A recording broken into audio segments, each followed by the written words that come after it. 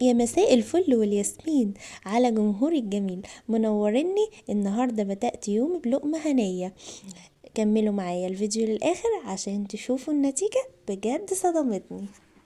وبعد ما خلصنا اللقمة الهنية قمت شمرت كمي وبدأت بقى اللي انا اغسل في المواعين، وقلت استحالة اسيب المطبخ كده، لازم اخلص كل المواعين دي. وخلصت المواعين يا ست الكل. وبدأت بقى اجيب الجل دوت واحط منه عشان يدي ريحة حلوة ولمعة حلوة كده للبوتاجاز، واغسل بيه البوتاجاز وكل حاجة، واغسل بيه البوتاجاز ولمع بيه كل حاجة عشان يدي ريحة حلوة ويبقى المطبخ بتاعنا حلو كده. ودعكت بقى البوتاجاز دعكة حلوة، يعني لمعته تلميعة كده.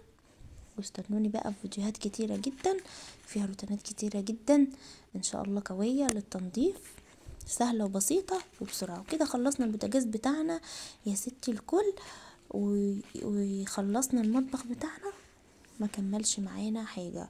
بدأت برضو اللي انا ألمع الحوض والمع الرخام بنفس الجل دوت، بعمل بيه كل حاجه. تعالوا بقى نشوف الروتين بقى بتاع الشقه. بدات بقى دخلت على الاوضه، دول طبعا ولادي مكركبين الدنيا ومخليين الدنيا زي الزفت، لازم نرمي كل المخدات في الارض، لولاش كده لولاش يرتاحوا يعني. بدأت بقى أكنس بالمكنسة العادية، وبعد كده رتبت الدنيا.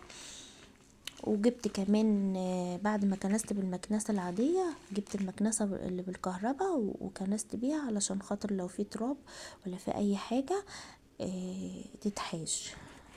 كنست بقى بالمكنسة اللي بالكهرباء وحشت كل التراب وحشت كل حاجة.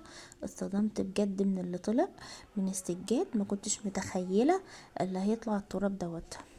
لا بجد المكنسة الكهرباء بتجيب من الاخر، بتطلع تراب رفيع جدا. احنا ما بنبقاش شايفينه، بس بيطلع في المكنسة ديت. وكده بدأت بقى كنست الأوضة كلها، ودخلت بقى على الأوضة التانية.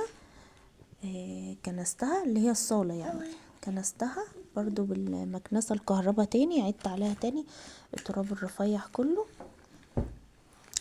وبجد اتصدمت من اللي طلع، التراب اللي طلع من السجادة. كده بقى صورت لكم بعد ما خلصت ونضفت بقى كل دوت ورتبت الدنيا. وكده خلصنا الفيديو بتاعنا.